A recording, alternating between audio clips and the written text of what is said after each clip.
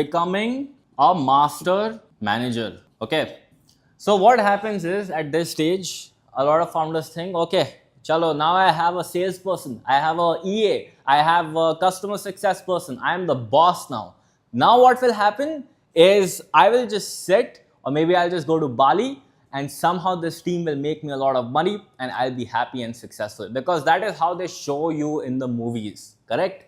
But that is far from the truth. Okay, it doesn't work like that. And I have personally experienced that myself, and because of my limited beliefs, I thought, okay, this is how you go about running a company. You just be the boss and suddenly, people just make money. Doesn't work. What you need to do is you need to now see that the problem that starts happening is you have like this mini community, mini team, right? You have 10, 30, 40 people. Okay. And what happens is these people are doing actual work. They are interacting with your customers. Okay. Mostly, think about the customer success person. They are directly talking to your customers. Think about the salesperson. They're directly talking to your prospects. This means these people are the first point of contact regarding your company. If the first impression is not the best, tell me, what would the customers think? Do you think you will actually be able to have a reputable agency in the long term? Probably not.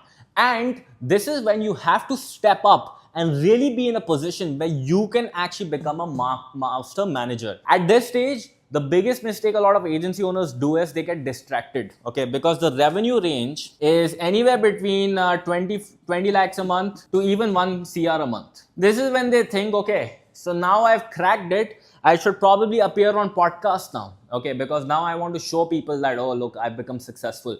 Or maybe, now at this stage, they think that I should write a best-selling book. Okay, so that I can tell people like, wow. Or maybe now I have cracked this agency game. Now I should teach other people. So I should launch a course, right? Or maybe I should become an influencer, start posting reels every single day on the internet and try to actually build my personal brand, because that's what Alex Hormozi did. But the problem at this stage is, imagine this, right? It's like you have this building that needs like foundations to actually, really hold itself. And your agency is at a very, very fragile stage. Okay, if some earthquake happens, some massive wind comes, your entire building can actually shake and be destroyed. So therefore, the most important thing that you need right now is focus. Do not get distracted.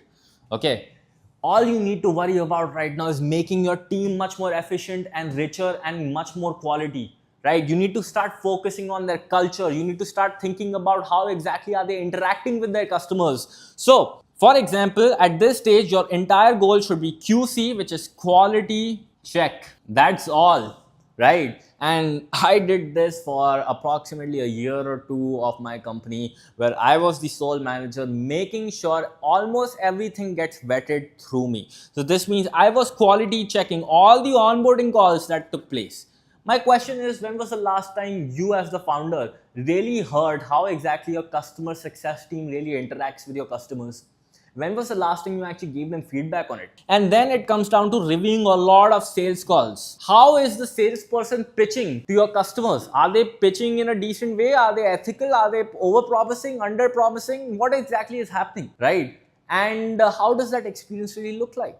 So therefore, QCing that and quality checking that is really, really important. The other task that you have to do is you have to provide feedback to your team, which is constructive, because if you're not doing that on a regular basis, how exactly will they improve and become really, really better at whatever they are doing?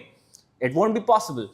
And then you have to think about culture and protecting that, because as I said, this is a very fragile stage. If you're like around under 50, 100 people, this will really, really matter a lot, because this could be the break or make stage of your company. Okay, this is where either, you'll have a great culture where everybody loves it, everybody respects each other, or you'll have a very toxic, politically incorrect culture where everybody's just like, crying and always saying bad things about each other. You have to be the founder and really protect it. And you are the source of the culture, because guess what? It is your company. Nobody else will come from outside and tell you this is how the culture of your company should be, right?